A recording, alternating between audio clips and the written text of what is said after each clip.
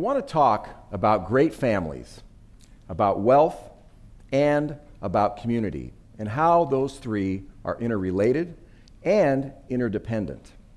What is a great family? To me, a great family is one that has a purpose in life and is living that purpose. A family that is making a significant difference in the world. Now, I coach successful families and help them to become great families.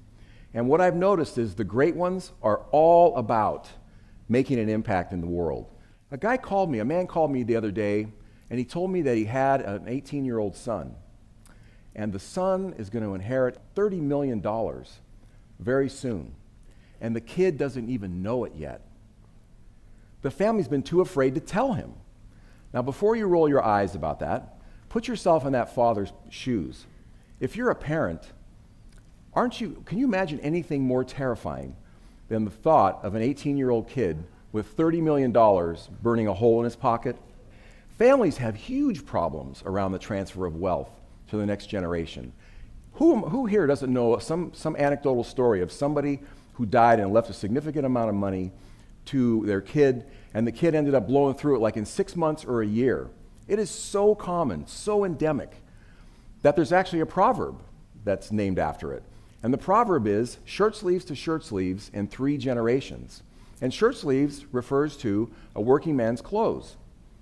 And the proverb speaks to how a family will start out working class, and then one generation hits it out of the park with some great success in business, and the family becomes wealthy.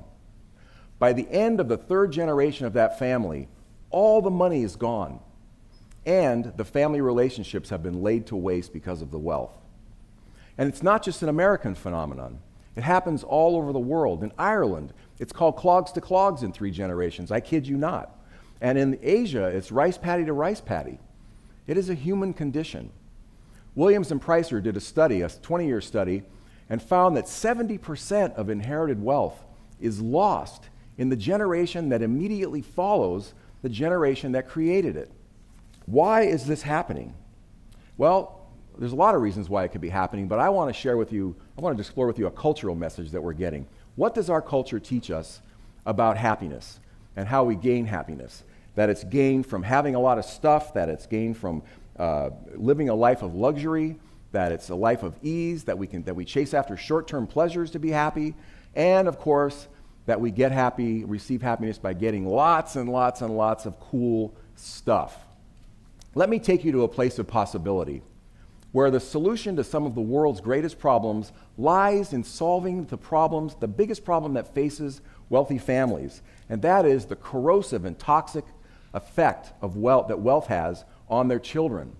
And we can do that by helping the families teach and mentor the children and grandchildren of these families that to live a real happy life, to have true joy, to be really thriving, a person has to experience fulfillment. And fulfillment comes from making a significant difference in an area of your life that you care very deeply about. Now just think what would happen if we made this place of possibility that I've described become real. The families right now that are disintegrating and self-destructing would instead be flourishing. They would be flourishing because they're making a difference in the world. They're working together to solve problems that they care about. They have a purpose, and they're mentoring their children and grandchildren about what it really means to have a fulfilled life. And what about the great challenges in the world that face us? Certainly we're in an era where the government's pretty much tapped out. There's not a lot of resources to go around and plenty of problems to solve. How great would it be to have tens of thousands of new people energized in the arena trying to solve problems and using the latest and greatest technologies that are available, crowdsourcing, crowdfunding, contests to solve problems, and incentivize new and innovative solutions. It's mind-boggling, the potential that we have. Now, I said at the beginning that I coach successful families and help them to become great families. Let me tell you a story about one of those great families that I know. This is the Ankerman family. Greg and Jerry Lynn Ankerman. They have raised a family that completely embody everything that I'm talking about here. The Ankermans are looking everywhere. They're scouring for opportunities problems to solve and people to help. Daughter Colette, 15 years old. She's sitting in a high school class. And the teacher tells her about this, the largest hospital in the world, Baragwanath Hospital in Soweto, South Africa, and how they're sending newborn babies home after 8 hours, wrapped in newspaper and plastic because they don't have enough baby blankets. Colette decides, I'm going to do something about that. She goes off and organizes a bunch of people in her local community. They knitted 400 baby blankets and those little caps, and Colette shipped them off to the hospital in Soweto. Right after that, she was hooked. She started her own nonprofit at 16 years old, and she expanded her outreach into other hospitals throughout Africa and orphanages and on into China. Before long, she's involved in working on homeless issues in the San Francisco Bay Area where we live. And also, she's working on teen mom problems. Next thing she does is she establishes a medical mission program where they're providing medical missions to places like Central and South America, Haiti, and the Middle East. Just recently, this summer, she organized a mission that she brought her mom and her dad. Her mom is a pediatrician.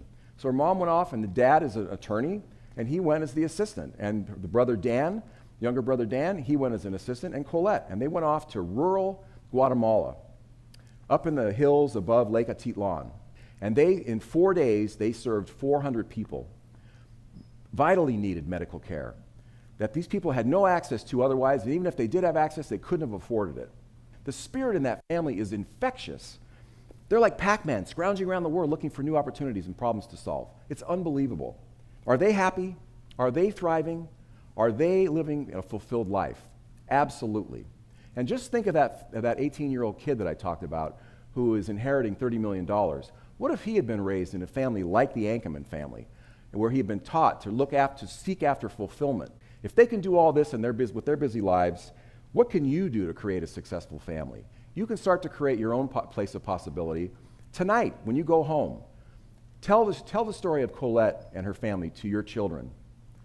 Ask them, what opportunities and problems do you see in your local area, children, that we can work on together as a family and start solving?